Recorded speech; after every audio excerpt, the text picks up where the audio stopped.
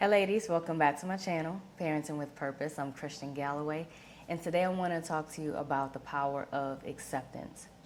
So a few weeks ago, I had a week of, I was just sitting down and reflecting over that entire week.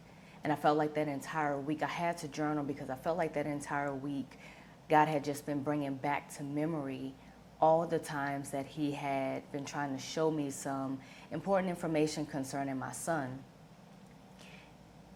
It was almost like there was this epiphany moment because everything started to come together. And I realized that God had been speaking to me all this time. And He had been speaking to me about, or opening up my eyes to see how He created my son, how He wired him, not in the way that I saw him, not in the way that I created this picture of my son, but He opened up my eyes to see my son in the light of who he really is, who he was created to be by God, right? And so I had also been praying for God to reveal to me how my son processes things, because I've noticed that there are a lot of times where communication gets missed, things go undone, and it just leads to frustration and, moments of being angry and, going to God all emotional. And so I asked God, I had just been praying to Him, reveal to me reveal to me and open up my eyes to how my son processes things. And I remember it was in that moment that I was journaling and just reflecting on that entire week and realizing how God had been He had opened up my eyes in that moment to how my son processes things and how he's been trying to open up my eyes for some years now, if I'm just being honest. It was in that moment that I had to humble myself and accept what God had been trying to show me. Now, I often think about, was I in denial? Was I intentionally trying to run away from it? Was I was I shut off in this area from receiving this type of information? And I can honestly say that I just didn't know. Like, I look back and all of the signs were there. I just didn't catch on. Simple as that. I just didn't catch on. And so I started doing some research because I really wanted to hone in on what it was, because what I don't want to happen is a repeat of this same behavior. And so I started doing some research and I was looking up denial. And I came across this article and it talked about denial often being a defense mechanism. And as it pertains to parenting, a lot of parents tend to stay in denial because they're afraid of what the news or the problem may mean for their child. A lot of people stay in denial because they are not ready to face up to or admit to the reality of their situation. And a lot of people, and this goes for me, a lot of people just don't feel adequate for the task or the job or whatever the news is that they're receiving. They don't feel adequate. And to be honest, I still don't feel adequate. However, I do know that when God brings us to things, He's also equipping us for it. He's also equipped us for it. And so I realized when I was looking back, I was leaning more into what was working for us instead of saying, okay, well, I got this down pat, but now I need to give my attention to what needs my attention. Like, I need to give more attention to what's not balanced, right? What's not balanced. I needed to create an overall balance. What's working, okay, that's good. And what's not working, now let me shift my attention to this area to make sure that we have a well-rounded balance in life, right? And so I noticed that once I accepted what God had been showing me, in that moment of just me saying, okay, God, this is what it is. I give you my yes.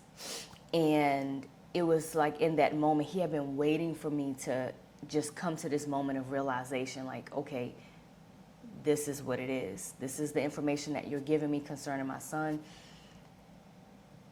And he began to download so much wisdom, insight, wisdom, insight, and confirmation to me. I mean, he was allowing me to, it was almost like a movie playing on rewind, like allowing me to see all the things and all the events that I had overlooked that God was giving me cues on, hey, there's something going on, right? And I need you to shift your attention to this area of your son, right? And so one particular Sunday, this is after I had reflected on, the entire week and what God had been showing me. So one particular Sunday, my son and I, after we left church, I went to return some shoes to the store. And so we're in line, waiting to be called up. And I remember my son picked up a water bottle and we started talking about it. And I noticed that there was this lady that was standing behind us. And I don't know, but have you ever been somewhere and it's almost like God shifts your view to your focus to a certain individual. And it's almost like either he'll tell you to say something or he might give you some information. Or he might just stay quiet and you just spark up a conversation. And so that's what I did. I just sparked up, actually after my son and I, we talked about the water bottle. He put it back and then I noticed she picked up the water bottle. So I just started a conversation with her. This conversation started sparked up the conversation about the water bottle, but the conversation was much more than that. She ended up talking to me about her being a counselor, a school counselor. She shared with me her story as a mom, going through having the same concerns and worries and, just kind of learning how to balance her daughter being in school and learning how to partner with the school. And so the conversation shifted really quick. And I remember asking her this particular question because this is what really stood out to me in the conversation. I asked her, I said, when you're talking about getting this type of help, because she was giving me tips in different ways on how to make sure that I set my son up for success for this upcoming school year.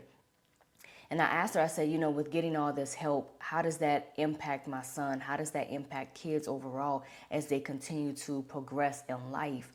And she told me that she had the same exact concerns and worries. And it was her mom that gave her, that expressed these exact words with her.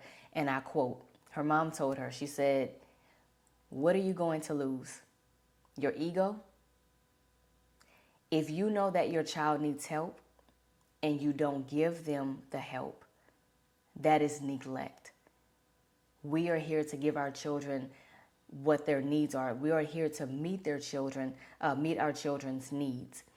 And so she also shares, she says, if you're a believer, you have God. And it sounds simple, but it was very life-changing. It literally shifted my perspective. And so it gave me the boost that I need, but also it gave me the confidence to know that I'm not in this alone. So what happened since then? I'm going to go ahead and try to wrap this up. What happened since then? My prayers started to change.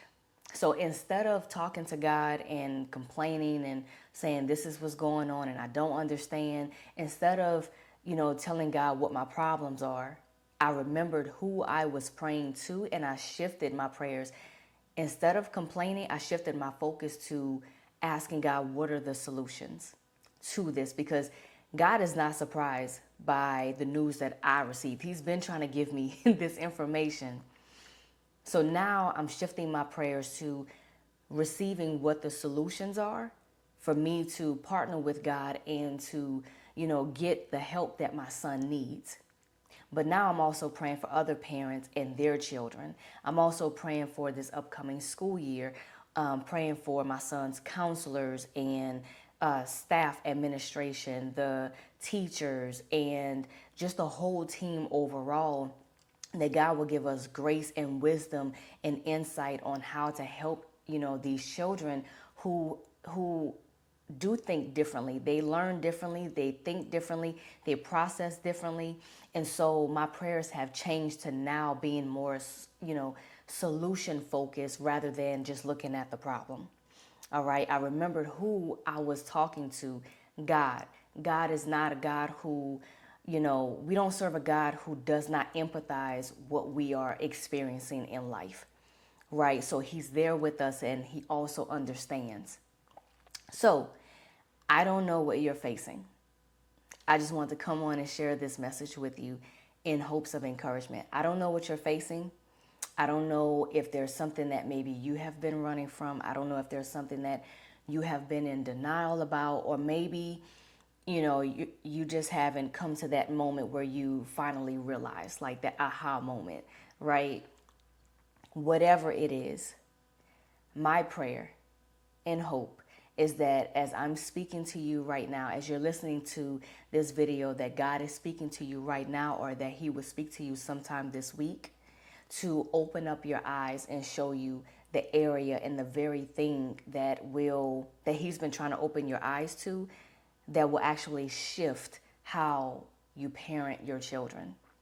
That will actually shift from, it'll actually help close the gap between you and your child. He'll start giving you the answers as to, the questions that you've been asking. Why is this happening? Why is my child doing this? Or, I don't understand why he or she is not doing this or saying this. He's wanting to close the gap.